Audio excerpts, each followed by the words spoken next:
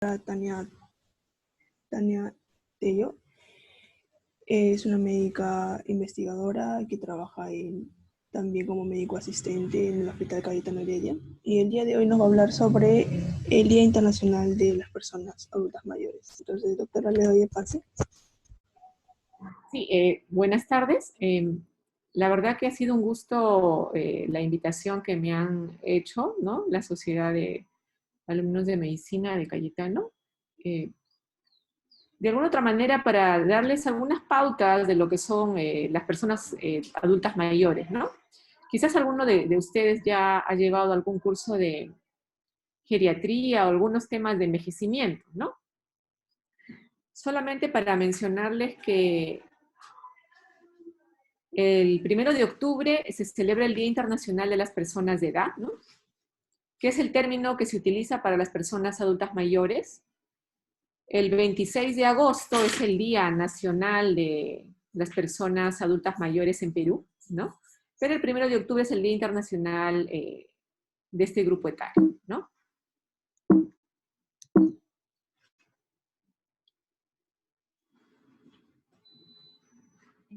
Espera un momentito para pasar la diapositiva.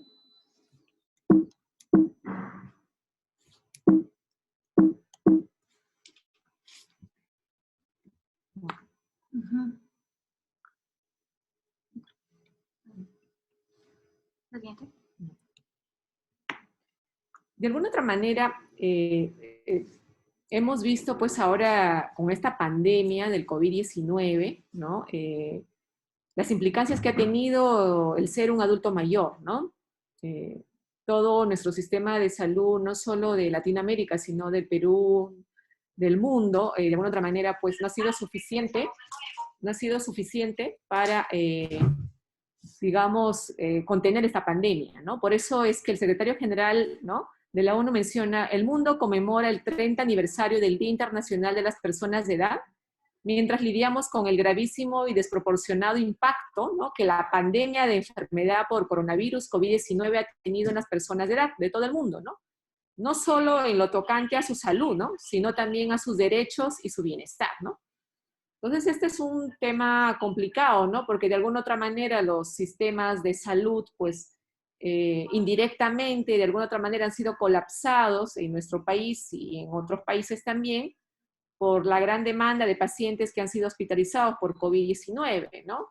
Y probablemente para ver que un paciente pase a cuidados intensivos, pues lamentablemente han tomado en cuenta también la edad cronológica, ¿no? Que no es la mejor edad para evaluar el estado de salud de una persona, ¿no? Porque yo puedo tener una persona de 50 años, pero que de alguna otra manera ya tiene múltiples enfermedades y quizás ya tuvo un infarto cerebral, ¿no? Que está quizás inmovilizada en cama, ¿no? Y puedo tener una persona de 70 años que está lúcida, solo tiene una comorbilidad y hace sus cosas de actividades de la vida diaria, ¿no? Entonces, la edad cronológica no es el mejor parámetro para estas evaluaciones del estado de salud y tomar decisiones, ¿no? Motivo por el cual, pues, no es el mejor parámetro, ¿no?, la edad cronológica. Y de alguna otra manera, pues, sí, esto ha afectado a los adultos mayores, ¿no? Y de alguna otra manera esto ha entrado también en una serie de discusiones, ¿no?, éticas. Total, todas las personas, sin depender del grupo etario, tienen derecho a la vida y a recibir a la misma atención que cualquiera, ¿no? Pero igual, lamentablemente hemos visto esto, ¿no? Entonces vamos a hablar en forma general cuál es el manejo y enfoque de un paciente geriátrico, ¿no? Solo para mencionarles que según la Organización Mundial de la Salud, adulto mayor es la persona de 60 años a más. Este término puede variar, que es la edad, ¿no? Porque, por ejemplo, en Europa, en Estados Unidos, se llama adulto mayor a personas de 65 años a más. Pero para nosotros, la Organización Mundial de la Salud, adulto mayor se toma 60 a más, que digamos es un poco arbitrario, ¿no? Pero más o menos se puede decir que a partir de los 60 años existen algunos cambios fisiológicos que son más resaltantes en este grupo etario, ¿no?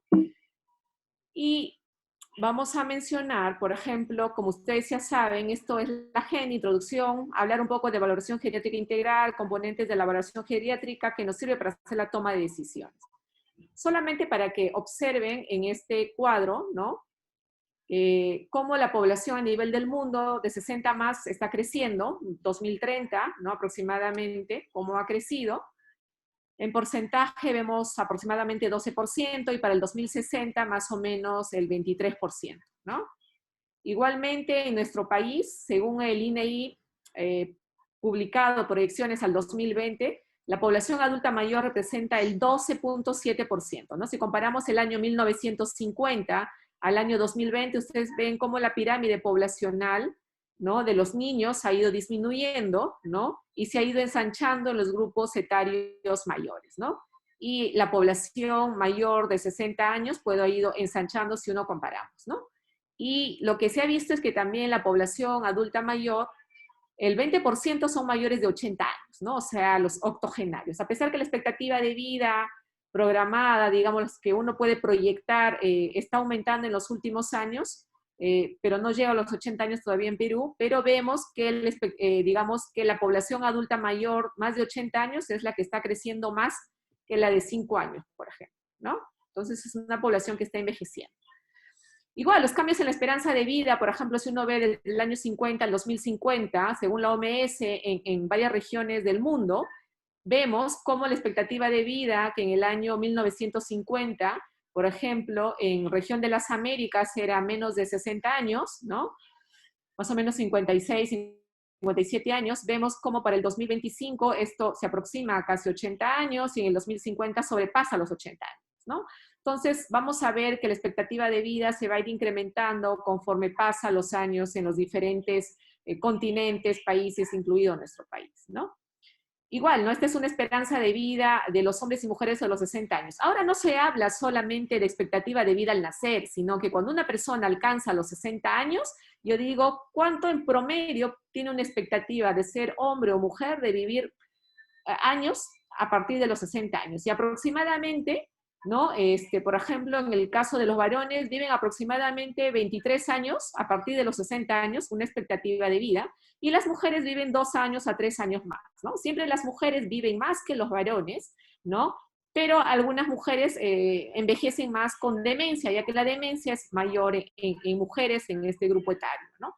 Entonces, las mujeres siempre vivimos unos años más que los varones, ¿no? Entonces vemos cómo es importante tomar. Si una persona llega a los 60 años, si es varón va a vivir por lo menos unos 22 años más y una mujer en promedio unos 23, 24 años más, ¿no? En proyecciones, ¿no? El envejecimiento es un proceso universal, todos vamos a envejecer, es heterogéneo, ¿no? Porque todos envejecemos heterogéneamente. Por eso es que uno ve a un adulto mayor de 90 años que le puede ver lúcido, funcional, que tiene 1 o 2 comorbilidades, ¿no? Que sigue haciendo sus cosas en su casa, ¿no? Y podemos ver uno de 70 años que ya tiene demencia, que tiene múltiples comorbilidades, que necesita ayuda, dependiente, es heterogéneo.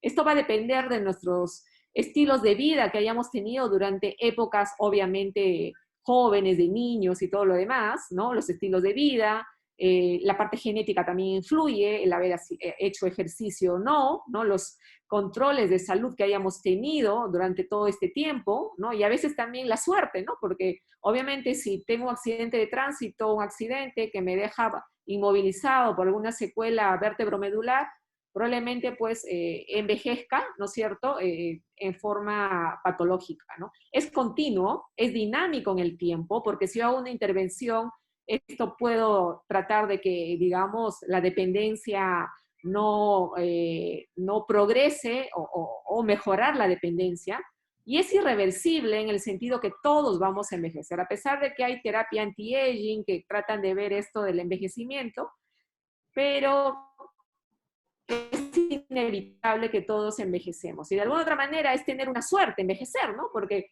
hay muchas personas que pueden morir muy jóvenes por algunas enfermedades oncológicas, accidentes de tránsito o enfermedades crónicas también, ¿no? Entonces envejecer es una fortaleza y una oportunidad para de alguna otra manera seguir haciendo nuestras cosas y tratar de seguir ayudando a nuestra población, dando nuestras ideas y todo lo demás, ¿no? Entonces tenemos diferentes tipos de envejecimiento, ¿no? Si uno ve Tenemos un envejecimiento usual, que es lo usual que uno probablemente hace en el tiempo, que es el deterioro orgánico gradual, que es efecto de la enfermedad, de los estilos de vida que se ha tenido sobre el proceso del envejecimiento intrínseco que el cuerpo va teniendo, es un envejecimiento usual. Pero yo puedo tener un envejecimiento patológico que a veces vemos en las personas, ¿no? Que donde el cual la persona llega, digamos, a una edad de 50, 60, 70 años con múltiples enfermedades, y lo cual uno ve deteriorada, y eso lo vemos, ¿no? Porque uno ve a un paciente a veces hospitalizado y le dice, el paciente aparenta más, ¿no? Tiene 60 años, pero aparenta que tuviera 80, y lo mismo a veces podemos ver, hay pacientes de 80 años, que uno lo observa ectoscópicamente y uno dice, este paciente aparenta de 60 años, ¿no? Entonces, el envejecimiento, digamos, patológico es aquel, ¿no? Que está marcado por un deterioro marcado de su salud, ¿no? Y el envejecimiento exitoso, pues es un envejecimiento óptimo que vemos, ¿no? De adultos mayores que llegan a veces a ser nonagenarios o centenarios, muchos de ellos con ninguna comorbilidad o muy poca comorbilidad, funcionales, sin demencia. Es un envejecimiento exitoso, ¿no?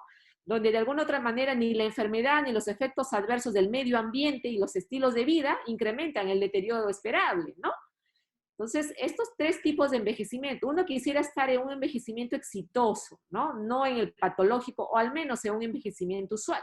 Pero esto obviamente va a depender de nosotros mismos, de autocuidarnos desde etapas muy tempranas, ¿no?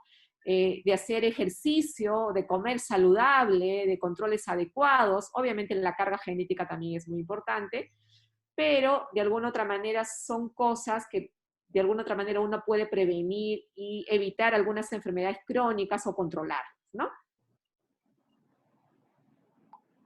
Entonces, ¿qué factores influyen en el estado de salud del adulto mayor, no? Tenemos diferentes factores, ¿no? El estado de salud de un adulto mayor va a depender, obviamente, existen cambios asociados al envejecimiento, ¿no? Vamos a tener cambios fisiológicos, ¿no es cierto? De alguna otra manera, cambios en la piel, cambios en el corazón, fisiológicos en la parte pulmonar, en la parte osteoarticular, en la masa muscular, ¿no? Todos sabemos, y ustedes probablemente han visto algunas propagandas que salen que a partir de los 40 años, pues la masa magra, que es el músculo, empieza a disminuir y la masa, digamos, la masa grasa empieza a incrementarse, ¿no? Y es lo que poco a poco uno en geriatría toma el término de sarcopenia, que es disminución de la masa muscular y la calidad del músculo si es que uno no ha hecho un adecuado ejercicio, una adecuada alimentación rica en proteínas, ¿no? Estilos de vida saludable. Entonces existe un envejecimiento extrínseco que uno va a tener en el tiempo, que es lo usual, como han visto, un envejecimiento usual. Obviamente también el estado de salud va a depender de la parte afectiva y cognitiva, ¿no? El ánimo, la depresión y la parte cognitiva, cómo está en el adulto mayor. Estos factores influyen. Los factores clínicos, ¿no? Que son las enfermedades o comorbilidades que puede tener un adulto mayor. La funcionalidad. Cuando uno habla de un adulto mayor, y ustedes probablemente lo vean con sus abuelos, con sus padres, ¿no? Tío, abuelos, la funcionalidad es el eje muy importante de un adulto mayor. ¿Qué quiere un adulto mayor cuando envejezca? ¿O qué quieren ustedes cuando uno llegaría a ser un adulto mayor? Lo que uno quiere es valerse por sí solo, o sea, no ser dependientes, ¿no? Ustedes han visto que los adultos mayores, muchos, algunos no quieren usar bastón. ¿Por qué? Porque dicen, no, me van a ver que estoy enfermo, que ya no puedo caminar, y no, prefiero no usar bastón, a tal extremo que a veces llegan a caerse, ¿no? Y solo por, digamos, que no les vean las personas que ya están con bastón, porque eso significa probablemente que ya están enfermos y que de alguna otra manera pueden ser una sobrecarga para la familia. Entonces, los adultos mayores quieren llegar o quisiéramos llegar funcionantes, ¿no? O sea, que sigamos valiéndonos por sí mismos. ¿Qué significa eso? Bañarme solo, vestirme solo, ir al retrete solo, al baño solo, comer solo y caminar solo. Al menos esas son actividades básicas de la vida diaria. Hay adultos mayores, obviamente, que hacen actividades instrumentales de la vida diaria, ¿no? Como es, por ejemplo, ir a comprar su periódico, ir al mercado, ir al banco, llevar al nieto a la escuela, tomar un bus, un taxi, cocinar, planchar. Esas son actividades instrumentales. Y actividades avanzadas de la vida diaria son los adultos mayores que hacen, pues, son líderes en la comunidad, ¿no es cierto? Trabajan, hacen actividades avanzadas de la vida diaria. Entonces, un adulto mayor, al menos en las etapas finales, por lo menos quieren valerse por sí solos, o sea, al menos comer solo, bañarse solo, vestirse solo, ir al retrete solo, ¿no? Y caminar solo. Entonces, ese es el eje importante en el estado de salud de un adulto mayor. Y esto es lo que en geriatría uno busca, tratar de que el adulto mayor envejezca conservando su funcionalidad, con eso le va a dar calidad de vida. O sea, no es solo dar años a la vida, de nada sirve que yo pueda vivir 80, 90, 100 años, pero si estoy, digamos, con el síndrome de dismovilidad, estoy inmovilizada de una cama, con una sonda nasogástrica, una gastrostomía, y dependiente, ¿no? Nadie quisiera envejecer de esa manera, ¿no? Entonces, es envejecer, pero conservando nuestra funcionalidad. Y tenemos factores sociofamiliares. En el adulto mayor es muy importante la familia, ¿no? El cuidador, la familia, que muchas veces el cuidador sigue siendo la familia, que son los hijos, ¿no? Principalmente la hija, ¿no? Todo esto hace que el estado de salud de un adulto mayor, pues, digamos, influye en el estado de salud. Como ven, no solo es la edad cronológica, no es solo tener 60, 70, 80 años, no. Es todo una evaluación integral que hay que hacer del adulto mayor. Por ejemplo, yo puedo tener adultos mayores que están muy bien, no tienen comorbilidades, tienen mucho dinero, tienen un cuidador, pero todos los hijos están en el extranjero y solo viven con el cuidador, ¿no? Y de repente está deprimido, ¿no? Está deprimido. Y eso es su principal problema. Y uno tiene que, de alguna otra manera, identificar esos problemas para poder intervenir en esa área y tratar de que el adulto mayor, pues, envejezca con calidad de vida, ¿no es cierto? Es muy importante eso. Entonces, el estado de salud depende de todos estos factores, ¿no? Entonces, el envejecimiento saludable es el proceso de fomentar y mantener la capacidad funcional que permite el bienestar en la vejez. Si yo envejezco funcional, pues voy a estar con un bienestar y con calidad de vida, ¿no? La capacidad funcional comprende los atributos relacionados con la salud que permiten a una persona lo que es lo más importante para una persona adulta mayor. Acá lo que tenemos son trayectorias hipotéticas de la capacidad física de un adulto mayor, ¿no? Por ejemplo, acá sí ven, ¿no? La edad, a mayor edad obviamente esta capacidad va a ir deteriorándose, pero por ejemplo, la línea A, ¿no? Es la óptima, todos quisiéramos a mayor edad envejecer así, y esto es lo usual, ¿no? Envejecimiento usual. El B, que es la línea amarilla, vemos, por ejemplo, este adulto mayor le dio una neumonía, ¿no? Se deterioró, pero si yo intervengo después de la neumonía, de repente estuvo hospitalizado 15 días, salió en silla de ruedas, pero si yo le hago terapia física, terapia ocupacional, un buen soporte social, este adulto mayor puede volver a la curva A. O, de alguna otra manera, intervengo, no vuelve a la curva A, pero mejora su capacidad funcional. Pero si yo no intervengo a tiempo, este adulto mayor puede salir más deteriorado y probablemente morir en el tiempo, ¿no? Y la curva C es obviamente ya la capacidad seguida de cierta recuperación, ¿no? Es el deterioro que existe persistente en el tiempo, ¿no? Y que no llega a ser un curso óptimo. Todos quisiéramos estar en el A o por lo menos en el B con una intervención adecuada, ¿no? Por eso es que en salud pública, uno, el adulto mayor, como les dije, es una población heterogénea, ¿no? Y cuando yo tengo un adulto mayor, yo tengo que dividir en grupos, no todos son iguales. ¿Y de qué me baso yo, no? De la funcionalidad, ¿no? Yo tengo un grupo de adultos mayores que puede tener 80 años, pero es funcional, o sea, hace sus actividades de la vida diaria, cognitivamente, todo lo que es la parte de cognición, de memoria, capacidades, está pues al 100%, ¿no? Entonces tiene una capacidad alta y estable, ¿no? No es dependiente, ¿no? Entonces, igual que en ese grupo etario, yo voy a hacer promoción de la salud, diagnosticar enfermedades, tratarlos, ¿no? Autocuidado de su salud. Pero si yo tengo ya un grupo de adultos mayores que ya tienen algún grado de deterioro de su capacidad, ¿no? Funcional, ¿no? O de la parte cognitiva que altera también su funcionalidad, obviamente yo voy a seguir haciendo promoción, prevención de enfermedades, pero voy a tratar de intervenir bastante en tratar de que esta funcionalidad no se deteriore más en el tiempo, por lo menos tratar de que permanezca y no se deteriore, ¿no? Tratar de alguna otra manera de limitar algunas cosas que hacen que este adulto mayor no participe, y para eso, obviamente, ver si necesita un cuidador o no, hacer diferentes terapias de rehabilitación, ¿no? Educar a la familia, ¿no? Pero si yo tengo un adulto mayor que ya por algún motivo, de alguna enfermedad, ya sea oncológica o no oncológica, o de repente por una demencia que ha avanzado en el tiempo, ya su funcionalidad está muy deteriorada, probablemente dependa para todo de la familia o del cuidador, lo tienen que bañar, lo tienen que comer, le tienen que dar de comer, lo tienen que llevar al baño, o usa pañal, por ejemplo, no toma gran cantidad de medicamentos, es dependiente total, o ya usa una gastrostomía o una sonda nasogástrica.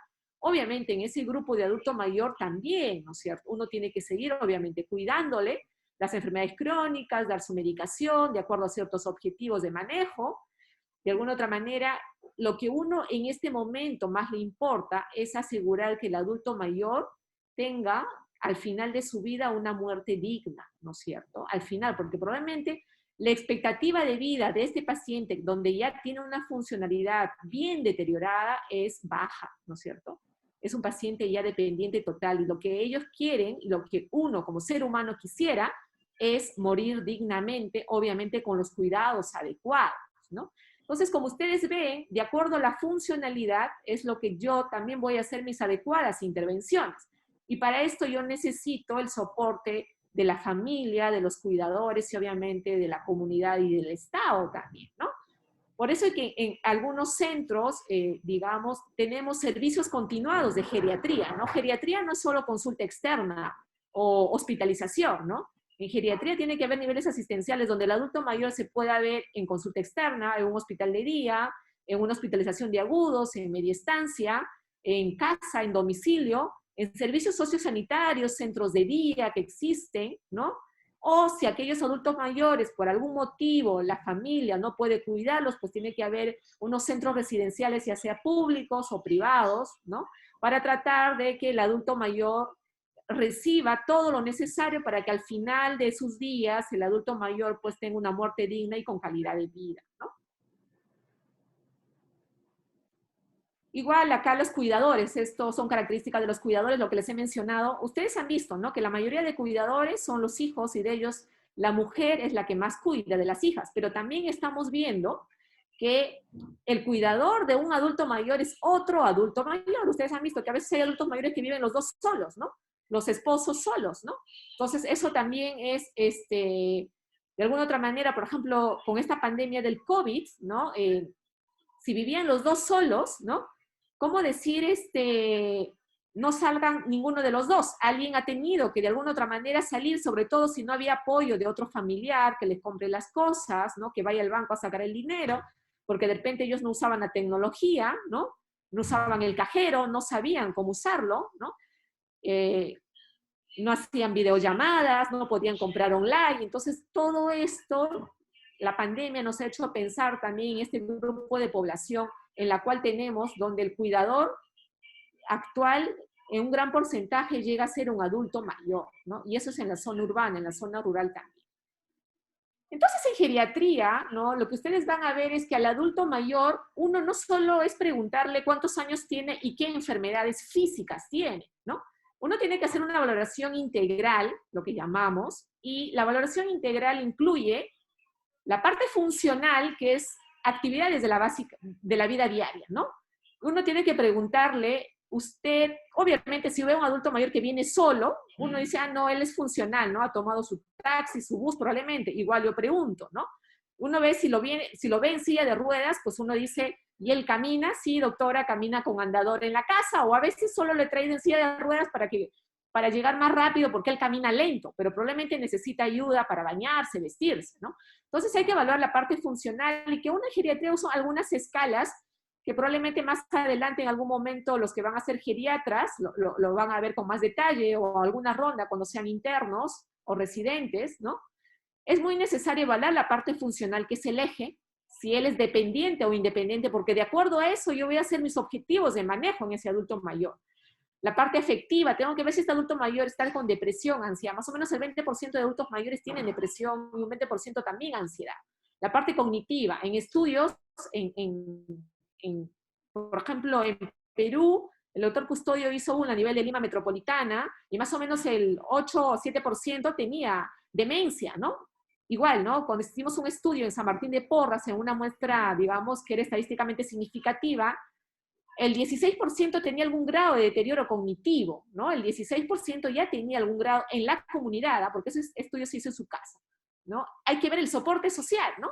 Porque si un adulto mayor vive solo o vive solo con la esposa, y de repente la esposa también tiene algunos problemas en casa, de repente no puede ver, entonces uno tiene que preguntar esto, ¿no? Porque es muy fácil decirle, tráigalo la otra semana a consulta, pero ¿quién lo va a traer? Porque la esposa está mal y él también está delicado. Entonces, ahí tenemos que trabajar en conjunto con la asistenta social, tratar de buscar a los hijos, educar a la familia, que es necesario que alguien más se haga cargo de estos adultos mayores, que les vigile, supervise, porque, por ejemplo, si un adulto mayor se olvida su medicina, ¿no? Y si viene solo, usted le da la receta, y eso nos pasa, le da la receta y luego sale del consultorio y otra vez regresa y dice, ¿qué me dijo, doctora? No entendí. O a la próxima consulta regresa y no ha seguido todas las indicaciones que usted le ha dado, ¿no? O ha pasado en casa que los adultos mayores, que a veces están con deterioro cognitivo y esa parte no ha sido evaluada, toman la medicina 2 o 3 veces la misma medicina y el familiar se da cuenta que la caja de medicina pues se ha terminado en 10 días y no en un mes, ¿no? Entonces eso hay que ver. Y en esta pandemia ha pasado eso, como todos han estado en casa, incluidos los hijos, recién los hijos se han dado cuenta que su papá o su mamá pues está olvidando las cosas, ¿no? Porque como todo el mundo para en el trabajo todo el día, pero ahí se han dado cuenta que a veces reciclan las cosas, ¿no? Que a veces les preguntan lo mismo cada rato, ¿no? Las conductas que van teniendo en casa, ¿no? Y recién se están dando cuenta de la parte cognitiva, porque muchas veces piensan que los olvidos frecuentes es proceso del envejecimiento normal, y no es así, ¿no? Entonces necesita una evaluación. Obviamente el medio ambiente también es muy importante, ver dónde vive, porque uno le puede decir, salga a caminar al parque 30 minutos, ¿no? Pero donde vive, pues no hay parque, ¿no? No hay ningún parque, es peligroso, no es seguro, ¿no? Entonces uno tiene que tener idea, o vive en un lugar, en un cerro, por ejemplo, donde hay que subir 15, 20 escaleras, ¿no? Entonces eso es muy importante, ¿no? El riesgo de caerse también. La parte económica, siempre hay que preguntar si el adulto mayor tiene una pensión o no, pensión 65, si los hijos le apoyan o no, porque de lo contrario usted puede indicarle medicación que sí, pues probablemente tenga eficacia, y el adulto mayor no lo va a tomar, sobre todo si el sistema de salud, el SIS, no cubre esa medicación y si es necesario. Entonces ahí uno tiene que ver qué medicamentos sí o sí tiene que tomar y qué probablemente a veces hay que dejar de indicarlos porque la parte económica no le permite, ¿no? La parte espiritual es muy importante. Hemos visto que adultos mayores, de alguna otra manera, que van a centros parroquiales, que comparten, que hacen tai chi, ejercicio, que se relacionan, las redes sociales, hacen que mejore los estados de ánimo, la depresión, la ansiedad, ¿no? Y esta pandemia ha hecho, obviamente,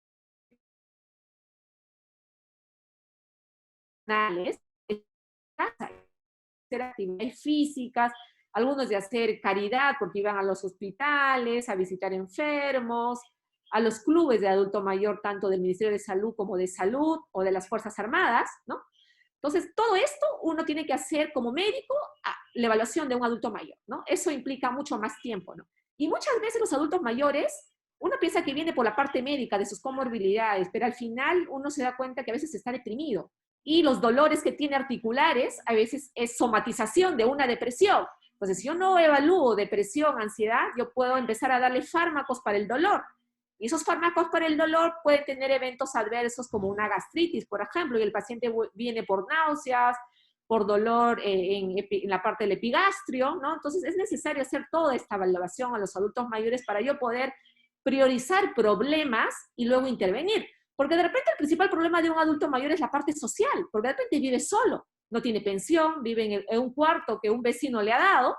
Entonces, ese es su principal problema. Entonces, yo como médico también tengo que coordinar con una asistente social y ver si le busco un albergue donde pueda este adulto mayor vivir, o localizar a algún familiar que quizás eh, está muy lejos para ver de qué manera uno puede ayudarlo. Eso es lo mejor que yo podría hacerlo, ¿no? Porque probablemente eso va a ser la causa de que este adulto mayor se deteriore en el tiempo. Entonces, la valoración genética integral es la evaluación multidimensional de todas estas áreas para de alguna otra manera yo priorizar problemas y de acuerdo a eso ir interviniendo en estos problemas con la finalidad de darle una calidad de vida al adulto mayor. Y para eso usamos escalas en geriatría, ¿no? Para tratar de ser más objetivos y seguir en el tiempo, pero como toda escala tiene su margen de error. Lo más importante es el juicio clínico. Al final, lo que el interrogatorio de la historia clínica y las dimensiones que yo vaya evaluando al preguntarle algunas preguntas simples, ¿no? Las escalas normalmente tienen que ser sencillas, cortas y validadas en nuestro país, facilitan la transmisión de información entre los profesionales, médicos, enfermeras, permiten ver la evolución y resultado del tratamiento y ayuda a toma de decisiones también. Entonces, como les dije, la evaluación geriátrica integral uno evalúa la parte funcional, que es actividades de la vida diaria, ¿no? Básicas, instrumentales o avanzadas, si se vale por sí solo, si es dependiente o no. La parte mental, vemos la parte cognitiva, ¿no? La parte afectiva, el ánimo. Para eso tenemos varios tests, el Mini-Mental, el test de Pfeiffer, tenemos el MOCA, otras escalas validadas como el test del reloj, ¿no? Y otras más que algunas han sido validadas en nuestro país. La parte clínica, pues vemos todas las comorbilidades que tenga el adulto mayor, ¿no? La enfermedad, la anamnesis, el apoyo al diagnóstico. La sociofamiliar es muy importante, hay que ver si vive solo o no, con quién vive, porque puede vivir también con toda la familia, pero nadie ve al adulto mayor, ¿no? Entonces eso también hay que ver cuán intervención existe, interacción entre la familia con el adulto mayor, y obviamente puede haber motivos, ¿no? Que hay que tratar de mejorarlos. Y si existe una disfunción familiar, pues también uno lo deriva a psicología o a psiquiatría para tratar de ayudar a la familia a entender, porque todos vamos a envejecer, ¿no? En algún momento. También acá preguntamos los síndromes geriátricos, ¿no? Ustedes han visto que las personas mayores son las que se caen más, ¿no es cierto? Caídas. Pero las caídas no es algo normal, o sea, yo me caigo porque sí soy adulto mayor y me caigo pues 2 veces a la semana, ¿no? Si alguien tiene caídas, que es un síndrome geriátrico, entonces pues tengo que evaluar por qué la persona se está cayendo cada rato. ¿Será que no ve? ¿Será que tiene Parkinson? ¿Será que tuvo un infarto cerebral que le dejó una secuela y hace que el adulto mayor tenga un trastorno de la marcha? ¿Será que tiene un juanete en el pie que no le permite un adecuado equilibrio y se está cayendo? ¿Será que está con diarrea toda la noche, que está con una hipotensión ortostática, ¿no? Ha bajado y eso ha hecho que se caiga el paciente, ¿no? Entonces hay gran cantidad de causas de una caída, ¿no? Entonces es un síndrome geriátrico, y un síndrome geriátrico de alguna manera es la manera como se manifiestan algunas enfermedades agudas o crónicas en las personas mayores. Por ejemplo, hay muchos adultos mayores que ustedes han visto que a veces llegan a emergencia y llegan en delirio, ¿no? Llegan delirando. Y uno dice, el problema debe estar en el cerebro, lo tomaré una tomografía cerebral, está delirando. Y uno se da cuenta que está con fiebre y de repente la fiebre le está haciendo delirar, y la fiebre es secundaria a una infección que puede ser respiratoria, urinaria, abdominal. Pero el adulto mayor lo está manifestando como delirio y en ningún momento dijo me duele el abdomen, ¿no? Sobre todo cuando son personas frágiles o personas muy mayores que no nos dan esa información. O las personas con demencia. Las personas con demencia no les van a decir, sí, me duele en el abdomen, me duele en la parte del epigastrio, el dolor se irradia hacia mi espalda. No, no les van a decir nada de eso. Básicamente hacen un delirio, ¿no? Y ustedes dicen, ¿y acá qué pasó? ¿No? Entonces, son ese grupo de adultos mayores que hacen síndrome geriátrico, que sus enfermedades agudas, infecciosas o crónicas se presentan como un síndrome geriátrico. Uno de ellos es las caídas, las que les he mencionado, ¿no?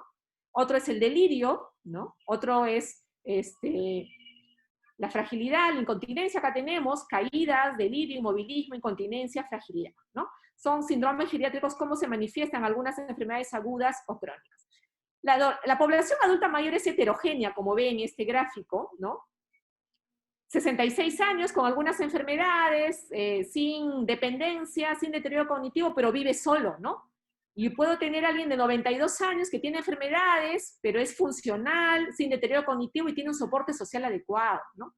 O tengo un paciente de 73 años que tiene múltiples comorbilidades, que está anticoagulado, que está inmovilizado en cama, CATS-G, que ya no puede deambular para nada y que tiene un deterioro cognitivo severo. Entonces, nuestra población adulta mayor es muy heterogénea. Por eso es muy importante ver cuál es su funcionalidad de este adulto mayor, porque de acuerdo a eso van a ser mis objetivos de manejo, tratamiento y de toma de decisiones. Obviamente haciendo una evaluación de los demás ejes, ¿no?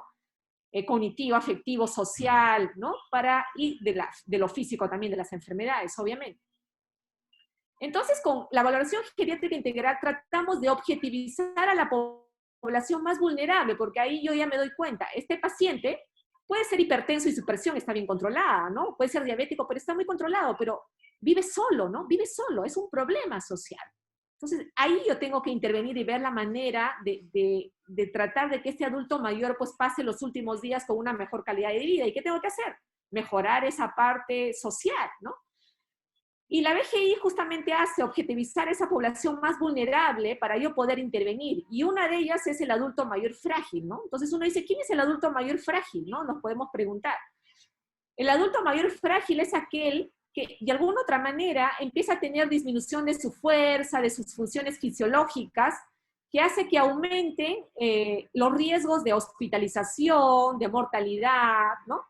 Por ejemplo, a ver, si usted tiene un adulto mayor de 80 años, que usted le dice, pero él estaba bien, doctora, él iba a comprar su periódico, llevaba a mi sobrino al nido, ¿no? Estaba lúcido, y de un momento a otro le da una neumonía y se muere, ¿no? Se murió en 2 días. No COVID, ¿no? Antes de la pandemia, porque esto del COVID también estamos en un mundo, digamos, diferente, que este virus está en estudio y hay varias variables, ¿no?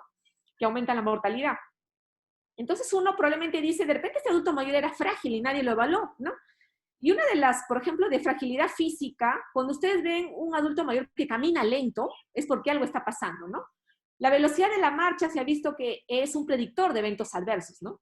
Si alguien camina lento, probablemente es porque algo está pasando a nivel sistémico, ¿no? Porque cuando uno camina, la marcha, hay una coordinación neurológica, cardiovascular, osteoarticular, la parte visual de los sentidos, y yo hago la marcha. Si esta marcha se ve alterada, significa que todos los otros sistemas en algún momento están yendo a un deterioro, ¿no?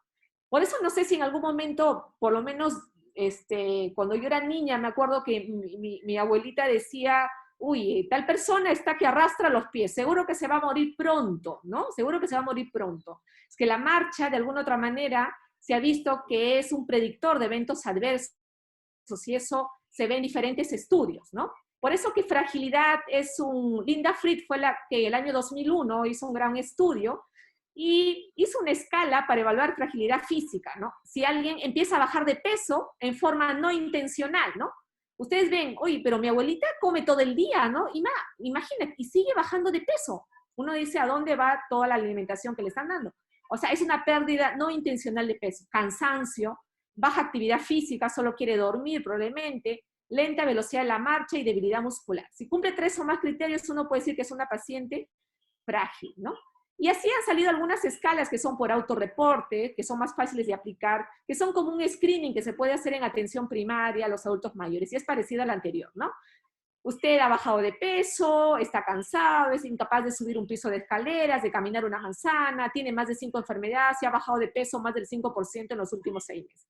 Si tiene 3 o más, se puede decir que es un paciente frágil, ¿no? Entonces, la velocidad de la marcha es un instrumento fácil, rápido de hacer, y de alguna otra manera nos puede dar una valoración de cuál es la parte física de un adulto mayor, de su performance físico, ¿no? Se ha visto que una lenta velocidad de la marcha fue identificada como un marcador de complicaciones médicas relacionadas con la fragilidad. Esta población es la que necesita una atención médica más especializada, ¿no? Y obviamente es la población que en el tiempo va a incrementarse, ¿no? Y obviamente va a ser uso frecuente de los recursos sociosanitarios, ¿no? Existen algunos estudios, en Estados Unidos 6.9 es la prevalencia de fragilidad. Acá en Perú el doctor Varela y su grupo de estudios, ¿no? Hizo un estudio en Lima Metropolitana en 246 adultos mayores y según los criterios de Linda Fried que hemos visto, y se encontró que el 7.7% de adultos mayores que viven en la comunidad eran frágiles. Y prefrágiles, si cumplían 1 o 2 criterios, era el 64%, ¿no? Y se encontró que aquellos que caminaban con una velocidad de la marcha de 0.7 metros por segundo menor a esto, era relacionado con fragilidad, ¿no? El que camine menos de 0.7 metros por segundo. Entonces la marcha es algo que me dice cómo está su performance físico de un adulto mayor y que es un predictor de eventos adversos. Esto salió en el JAMA el 2011, velocidad de la marcha y sobrevive en adultos mayores, ¿no? Y fue un análisis de 9 estudios de cohorte y donde se vio que son las curvas, ¿no? Aquellos que tenían una mejor velocidad de la marcha, ¿no? Al inicio, en el tiempo, morían menos, tanto en varones como en mujeres, que aquellos que tenían una velocidad, digamos, de la marcha mucho más lenta, ellos se morían más, y los que caminaban mejor se morían menos en el tiempo, ¿no? Este es un estudio que el doctor Varela también y su grupo hizo en lo que es velocidad de la marcha como indicador de fragilidad, y acá se relacionó, ¿no?, los 5 criterios del INDAFRI con solo velocidad de la marcha. Y ahí encontró un corte que aquellos que caminaban menos de 0.7 metros por segundo eran frágiles, estaba bastante relacionado. Este es otro estudio que se hizo en San Martín de Porres, ¿no?, de la base de datos del estudio original que fue el perfil clínico, social y familiar de adultos mayores que viven en la comunidad de San Martín de Porres, y se vio el efecto de la multimorbilidad sobre la velocidad de la marcha en adultos mayores funcionales que vivían acá en el distrito de San Martín de Porres. Y acá lo que se encontró es, obviamente, que a mayor número de enfermedades crónicas, la velocidad de la marcha iba disminuyendo, ¿no?, como lo vemos acá. Entonces, la multimorbilidad es 2 o más enfermedades, ¿no? Si yo tengo más comorbilidades, probablemente mi velocidad de la marcha también disminuye. La valoración geriátrica integral es muy importante porque también sirve para la toma de decisiones, y eso lo van a ver en todas las especialidades, en oncología, endocrinología, cardiología. Por ejemplo, en la guía de endocrinología del 2020, en diabetes CAR, cuando ustedes ven la parte del suplemento de diabetes en adulto mayor, se van a encontrar que existe una tabla ahí donde se hace lo que les he mencionado anteriormente. Se divide de acuerdo a la funcionalidad del adulto mayor y de acuerdo a eso, uno ve qué niveles de glucosa debe tener en ayunas, qué niveles de glucosa antes de ir a la cama en la noche y cuáles son los niveles óptimos de hemoglobina glicosilar. Si bien es cierto, es una opinión de experto, pero viene de opiniones, de estudios previos que se han hecho en adultos mayores, ¿no? ¿Por qué? Porque, por ejemplo, si yo tengo un adulto mayor que tiene una neoplasia oncológica, que su expectativa de vida por el cáncer es en 6 meses y es diabético, los niveles de glucosa, pues no voy a querer que esté igual que un joven, ¿no?, que tenga 40, 50 años, que la expectativa de vida, no tiene cáncer ese paciente, es 20 años más por lo menos. Voy a querer que su glucosa pues esté en rangos óptimos, ¿no?, probablemente que estén en 120, 130, ¿no? Pero un adulto mayor que está en cuidados paliativos al final de la vida, ¿no?, ese paciente no se va a complicar en 6 meses de hacer un pie diabético, ¿no? Entonces, probablemente se muera más de hipoglicemia si yo le pongo mucha dosis de insulina o de fármacos que de tener una glucosa en 180 en ayunas, ¿no? Entonces, la valoración geriátrica integral me va a servir para eso, para yo tomar decisiones y de acuerdo a eso yo veo mis objetivos de tratamiento farmacológico, no farmacológico, quirúrgico, no quirúrgico y procedimientos que voy a hacer, ¿no? Obviamente, si yo tengo un adulto mayor que es necesario que le operen, por ejemplo, una apendicitis, que sí o sí lo tienen que operar, porque de lo contrario el paciente se va a morir, pero yo veo que es un paciente que está inmovilizado, que es dependiente, ya sé, ¿no?, este paciente puede ser frágil, entonces este paciente posoperado me puede hacer delirio, entonces como profesional de salud yo voy a estar más atento que ese paciente se me puede complicar durante la hospitalización, que la estancia hospitalaria va a ser más larga que un paciente adulto mayor que es independiente y funcional. Entonces, para eso me sirve. También para seguir en el tiempo los pacientes y ver la estancia hospitalaria, un manejo quizás más cercano, tratar del cuidador, quizás después de la cirugía,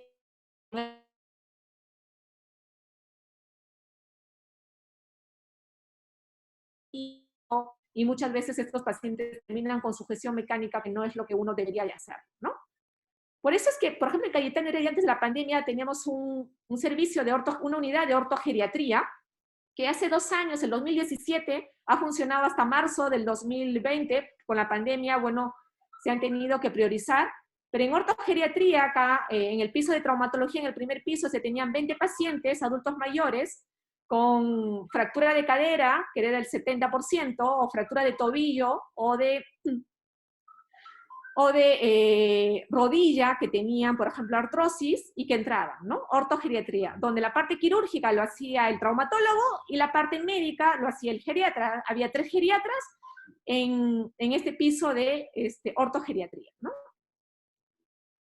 Y los pioneros justo han sido digamos, un geriatra y un ortopedista. Esto surgió en Inglaterra, ¿no?, donde se vio que el manejo conjunto de un adulto mayor con fractura era mejor, obviamente, si alguien hacía la parte quirúrgica adecuadamente y la parte médica, un geriatra, porque de alguna otra manera los adultos mayores, ante un estrés, ¿qué me hacen? Delirio. ¿Quiénes se caen más? Los que tienen demencia, y ellos se caen más, y ellos van a hacer delirio, ¿no? Estos pacientes están inmovilizados, se van a estreñir, ¿no? Van a tener el dolor, el estrés. Entonces se hace una evaluación conjunta y obviamente se ha visto mejoras, ¿no? Entonces el geriatra, hacemos toda la evaluación geriátrica integral, todo el manejo clínico, el traumatólogo, toda la parte quirúrgica y rehabilitación, que es muy importante. En conjunto con las 3 áreas se ha hecho comunicación constante, alta coordinada y programada y control por consultorios externos. Idealmente en algunos debería hacerse en casa cuando tuviéramos el servicio de domicilio, ¿no? Y esto ha hecho que los eventos adversos intrahospitalarios de los pacientes con fractura de cadera en la unidad de ortogeriatría en estos 2 años que está funcionando, haya disminuido, ¿no es cierto? Los eventos adversos, complicaciones, la estancia hospitalaria también ha disminuido, comparando, ¿no? El tratamiento quirúrgico, muchos más pacientes se han operado, a pesar de la escasez en la parte logística en los hospitales del Ministerio de Salud, pero a pesar de eso, más adultos mayores han sido operados porque probablemente el manejo temprano de estos pacientes ha hecho que ingresen a sala oportunamente y que las complicaciones sean manejadas precozmente y el adulto mayor va a casa, ¿no? Con rehabilitación. Acá tenemos geriatra, la enfermera y por acá están los traumatólogos, adultos mayores, ¿no? Entonces son experiencias que se han ido viendo, ¿no? Entonces, la salud pública, obviamente, cada vez vamos a ver más número de personas adultas mayores y muchas de ellas con limitaciones en su funcionalidad, ¿no? Por eso es muy importante tener una infraestructura adecuada, ¿no? Para la persona adulta mayor con todos los servicios continuados, ¿no? Muchas de las responsabilidades de los adultos mayores recaen en las familias, ¿no? Por lo general, una mujer, la cual muchas veces renuncia a trabajar y a veces es una hija y muchas veces es la esposa ahora, ¿no? Entonces, el Sistema Nacional de Salud se tiene que adaptar a estos cambios del envejecimiento, ¿no? Para tratar de satisfacer las necesidades de esta población que cada más envejece, ¿no? En el tiempo, ¿no? Y de alguna otra manera para que los adultos mayores, pues, todos nosotros vamos a envejecer. Si envejecemos, envejecemos, pero con funcionalidad adecuada, ¿no es cierto? Para tener una adecuada calidad de vida, ¿no? Y tiene que haber una continuidad asistencial, no es solo verlo pues hospitalizado en consulta, hay que verlo en casa, en domicilio, hospital de día, centros de día, ¿no? Que hagan que este adulto mayor sea visto, digamos, en una cadena de servicios, ¿no? Idealmente un modelo asistencial geriátrico es un hospital, pero la atención primaria, ¿no? Todo lo que son los centros de salud, tiene que haber una red de referencia y contrarreferencia adecuada, y con los servicios sociosanitarios comunitarios, donde acá tenemos pues nursing home, centros de día que están en la comunidad, CAM y todo lo demás, adecuada referencia y contrarreferencia para que el adulto mayor pues envejezca con funcionalidad y calidad de vida. Como conclusiones, ¿no? Ustedes ven que la población adulta mayor es muy heterogénea y los objetivos de tratamiento van a depender de hacer una adecuada valoración geriátrica integral y de acuerdo a su funcionalidad, cognición, comorbilidades, expectativa de vida, soporte social y familiar. La fragilidad está asociada a eventos adversos en los adultos mayores, por lo que es necesario evaluarlo, ¿no? A identificar este grupo. Y la valoración geriátrica integral es necesario para la toma de decisiones en diferentes especialidades, en cardiología, endocrinología, en oncología, ¿no? En nefrología, para hacer cierto tipo de procedimientos, ¿no? La necesidad de servicios continuados para brindar una atención mejor a la población adulta mayor, en una atención que sea integral e integrada, ¿no? A este grupo poblacional. Bueno, es lo que de alguna otra manera he tratado de resumir algunos puntos que yo creo que como alumnos de medicina sería interesante que conozcan, ¿no? Quizás acá lo más interesante va a ser sus preguntas de ustedes. Muchas gracias. Muchas gracias, doctora, por brindarnos esta ponencia.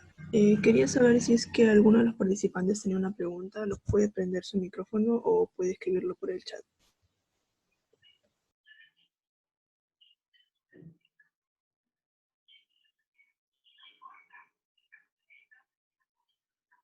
Idealmente los temas de envejecimiento, ¿no? Se está tratando que se incluyan también en la currícula desde la educación, ¿no? Para aprender a respetar a los adultos mayores, evitar el maltrato. Uno de los problemas a veces que vemos nosotros es el maltrato que existe hacia el adulto mayor, no solo físico, ¿no? Hay maltrato económico, ¿no? Que solo le acompañan al Banco de la Nación a cobrar su pensión y cada fin de mes, nada más, y el dinero luego no se sabe dónde va, ¿no? Maltrato psicológico, ¿no? El no traerle a sus controles, cuando obviamente ahora es complicado, el no traer a sus controles, ¿no? El no cuidarla adecuadamente en casa, ¿no? Todo eso es un tipo de maltrato, ¿no? Físico, social, económico, psicológico, ¿no?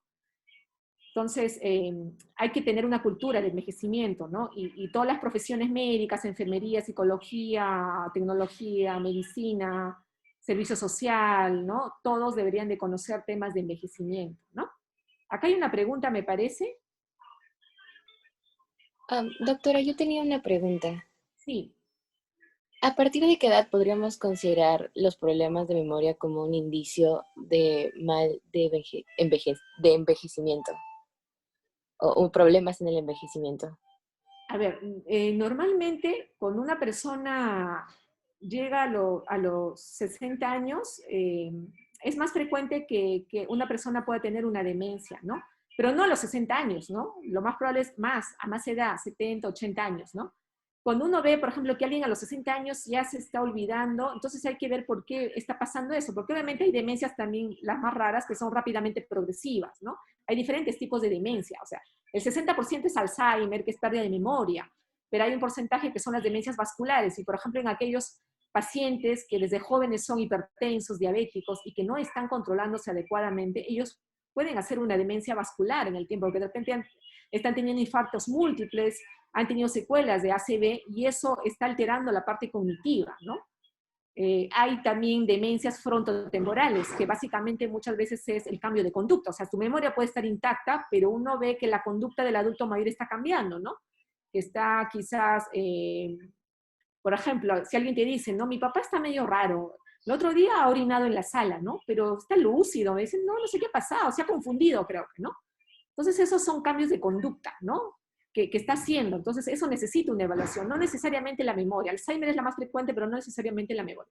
Una persona que ya tiene 60 años a más, cuando van al geriatra, obviamente, sí, se les hace toda esa evaluación de la parte cognitiva y se lo ve, ¿no? Y se les hace cada año, por lo menos, para ver cómo está la parte cognitiva. Obviamente, si ha pasado algo, ¿no? Está deprimida, cuando alguien está deprimido, ¿no? Obviamente también la memoria se altera, ¿no? Entonces hay que dar el tratamiento para la depresión y luego quizás a los 3, 6 meses ver cómo va a estar la parte cognitiva. Y cuando alguien tiene, por ejemplo, olvidos, existe todo un plan de trabajo, ¿no? Primero hay que descartar que no tenga algo orgánico, por ejemplo, ¿no? Que no sea hipotiroidea, que no tenga alguna alteración en la urea, creatinina, de repente, porque usted puede causar una encefalopatía urémica, puede causar una encefalopatía hepática, que no tenga problemas del calcio, hay que pedirle, ver si es hipertensa, diabética, imágenes cerebrales para ver que no hay infartos silentes que haya tenido, ¿no? O sea, hay que hacer una historia clínica adecuada de todas las enfermedades que tiene, si están controladas o no, descartar causas orgánicas, y luego les hacemos algunos test, ¿no? De la parte cognitiva, que son escalas, que puede ser el Minimentan, el Minicoc, el Pfeiffer, que son screening, y si hay dudas, nos andamos con neuropsicología, que son las psicólogas, que son expertas en hacer estos test neuropsicológicos, donde ven todas las otras áreas de multidimensiones, ¿no? Y nos dan un informe donde vemos qué está alterado, la atención, la conducta, la memoria, ¿no? Y se va viendo en el tiempo, ¿no? No sé si tienen otra pregunta. Muchas gracias. Bien. Doctora, en el chat están preguntando, Así, ¿hasta qué edad se Rosario, puede un adulto mayor, no? Como les dije, la edad cronológica no es por decir hasta cuándo yo puedo vivir solo. Obviamente, a mayor edad, probablemente quizás empiece a tener algún problema físico que me impida, de repente tengo una artrosis de rodilla y para bañarme quizás voy a necesitar alguna ayuda, ¿no? Eso va a depender, ¿no? De la evaluación que yo tenga del adulto mayor, ¿no? Por ejemplo, las caídas es la quinta causa de mortalidad en la población adulta mayor. Yo puedo todo estar bien, mi hipertensión, mi diabetes, pero la caída puede hacer que este adulto mayor, digamos, se vuelva dependiente, porque solo el fracturarse la muñeca hace que no va a poder valerse por sí solo, porque no va a poder bañarse, no va a poder peinarse, no va a poder dormir, no va a poder ser nada, ni vestirse, y va a necesitar una persona que le ayude, ¿no? Entonces, obviamente, a mayor edad, por lo menos tiene que haber alguien, si no vive con ella, pero que esté pendiente de ella, que le supervise, ¿no? Por eso es que en otros países hay lo que es y ahora también estamos viendo acá digamos, telemedicina, ¿no? Muchos adultos mayores tienen un bracelete o tienen una medalla. Si viven solos, obviamente si la medalla lo tienen en el cuello, tocan la medalla y esa medalla va a un sistema de comunicaciones y da una alerta, ¿no? Donde está toda su historia clínica y va una ambulancia a casa a ver qué pasó, ¿no? Acá en Perú también se estuvo instalando hace 2 años, pero no sé si continuará. Tiene un costo, obviamente, pero es, por ejemplo, en los que viven solos, ¿no? O, por ejemplo, en España, hay un instituto que es Inserso, que da todos los servicios sociales a los adultos mayores, y por ejemplo, si alguien vivía solo, porque en Europa mucha gente vive sola, y es muy mayor, ¿no? Viven los dos solos o vive uno solo. Ellos mandaban a una persona que 2 veces a la semana, por ejemplo, 3 veces a la semana le preparaba la comida y lo dejaba listo y le limpiaba la casa, ¿no? Y si necesitaba algo más, pues tenía digamos, el bracelete o tenía la medalla que él llamaba, ¿no?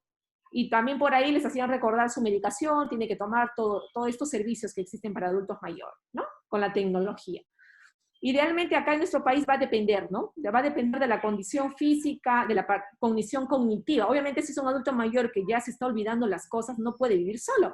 Porque ¿qué pasa? Que abren la puerta, salen y luego ustedes ven afiches pegados en los postes o en la televisión, ¿no? En las noticias, en el Facebook, se perdió tal persona, viste así, ¿no? Porque son adultos mayores que ya tienen deterioro cognitivo y que a veces los hijos no se han dado cuenta, ¿no? Se dan cuenta cuando se pierden, recién se dan cuenta cuando se pierden, porque ellos asumen a veces que los olvidos es normal del envejecimiento, y no es así, ¿no? Hay olvidos benignos, que es lo normal, pero hay olvidos que ya son muy repetitivos y que probablemente el paciente ya tiene un deterioro cognitivo leve, mínimo, moderado, severo, de repente tiene una demencia, ¿no? Muchas veces los adultos mayores ya son traídos a consulta externa con la demencia, ya cuando ya, por ejemplo, se perdió, cuando dejó la cocina prendida y se quemó, ¿no? O la plancha prendida y se quemó, ¿no? Entonces, ahí recién lo traen, ¿no? Se dan cuenta que en verdad algo está pasando y que no es normal, ¿no? O hay pacientes a veces que usan su multirre o su clave y van al banco pues en el mes 5 veces porque se olvidan la clave, ¿no? Entonces el familiar recién se da cuenta. O sacan dinero, 500 soles, por ejemplo, y se gastan en 2 días y dice, papá, ¿pero qué le hiciste, no? Y a veces hay personas que se olvidan, les pagan y otra vez le vuelven a pagar y la otra persona recibe, pues, ¿no? Entonces son cosas que uno va viendo en la especialidad, en este tipo de personas. Necesitamos ver cómo está cognitivamente, funcionalmente, sus enfermedades, si ve bien o no ve bien, porque de repente no puede vivir solo, tiene glaucoma en los 2 ojitos, no puede vivir, se va a caer, ¿no? Necesita que alguien le ayude, ¿no? Eso va a depender de la evaluación que se haga, ¿no? Porque también un adulto mayor, cuando uno le dice, alguien le tiene que acompañar, es complejo, porque él quiere, obviamente, acostumbrarse muchos de ellos a vivir solos, ¿no? Pero hay que hacerle entender que necesita a veces una persona que le ayude para cosas básicas para que no se caiga y no se fracture y no termine inmovilizado en una cama, ¿no? O mayor complicaciones. ¿Qué tipo de fisioterapia podría llevarse a cabo en casa para el adulto mayor para mantenerse activo? En Google ustedes pueden poner Vivi Fraile, que está en español, y eso ha sido hecho por un doctor Miquel Izquierdo, donde hay una cartilla y hay como pasaportes, ¿no? De acuerdo a tu grado de dependencia, ¿no? Si eres frágil, si eres prefrágil, si eres independiente totalmente, si tienes algún grado de dependencia física, y te dicen qué ejercicios puedes hacer en casa. Y eso lo puede hacer el mismo adulto mayor, están con gráficos, ¿no? Quizás luego yo les mando el link para que lo abran y para que ustedes lo pasen a sus papás, a sus abuelitos. Son ejercicios simples, con cosas simples, que de acuerdo a tu grado de funcionalidad, el adulto mayor puede hacer esos ejercicios en casa, sobre todo ahora que estamos en la cuarentena, por la pandemia, ¿no? Que el estar encerrados ha hecho que muchos se limiten sus caminatas habituales y esto hace que la masa muscular haya disminuido y llevemos a sarcopenia, ¿no? En el adulto mayor que tiene varias enfermedades debe de tratarse en las diferentes especialidades o con un médico internista o con el geriatra. Claro, idealmente debería ser con un médico que lo vea en forma integral, ¿no? Ya sea un centro de salud con el médico de medicina familiar, con el médico internista o el médico geriatra, tratar de hacerle evaluación, lo que les he dicho, no solo preguntar de qué enfermedades tiene y dar medicación, es tratar de hacerle todas las áreas, ver si tiene depresión, cómo está la memoria, la parte social, afectiva, si se está cayendo o no para yo intervenir, ¿no? Si tiene algún problema con la visión, con la audición, para poder ver qué cosa está pasando y cómo voy a ayudar, si tiene un problema social. Con esa intervención, con esa evaluación, yo voy a poder priorizar mis problemas y empezar a intervenir poco a poco, porque de lo contrario, le encuentro una glucosa en 180 a alguien y ya, al endocrinólogo. Le duele el hombro al reumatólogo. Y al final nadie revisa toda la lista de medicaciones, ¿no? Entonces, existen lo que es interacción de fármacos, ¿no? Entonces, los adultos mayores a veces hacen un síntoma secundario al uso de un fármaco, ¿no? De repente están tomando mucho, por ejemplo, naproxeno, y les da una epigastralgia, hacen náuseas, y luego toman dimenhidrinato, por ejemplo, para las náuseas, y luego tienen sueño, se duermen, ¿no? Entonces, es mejor ser evaluado por un médico que lo vea en forma integral y luego ya el médico verá si es necesario que lo vea otras especialidades de acuerdo a las necesidades, pues, ¿no? Obviamente, o exámenes, procedimientos que hay que hacer. Está el BB Frail, alguien lo ha encontrado. Entonces ahí van a encontrar la cartilla, que hay pasaportes, A, B, C, D y todo lo demás, ¿no? Que son ruletas de ejercicios que ustedes pueden empezar a leerlos y dar a sus familias o pacientes siguientes, ¿no? No sé si tienen alguna otra pregunta. Bueno, si alguno de ustedes quiere hacer investigación en la parte de geriatría, gerontología, pues está el Instituto de Gerontología también en la universidad que queda en el segundo piso de posgrado, ¿no? El doctor Pedro Ortiz es internista y trabaja en el OAISA, que hace investigación también en geriatría y gerontología. Estoy yo, que trabajo acá en Cayetano Heredia, también la doctora Casas, ¿no? Y varios geriatras. Si a alguno le interesa algún tema de adulto mayor para su tesis, con gusto les puedo asesorar o ayudar en su idea de investigación, ¿no? Con mucho gusto. Muchas gracias, doctora. Si no hubiera alguna otra pregunta, no lo sé, quizás agradecer a todos ustedes por la invitación y esperemos que no sea la última vez. Gracias, esperamos contar con su apoyo nuevamente en futuras ponencias. Muy bien, muchas gracias. Buenas tardes. Hasta luego. Buenas tardes.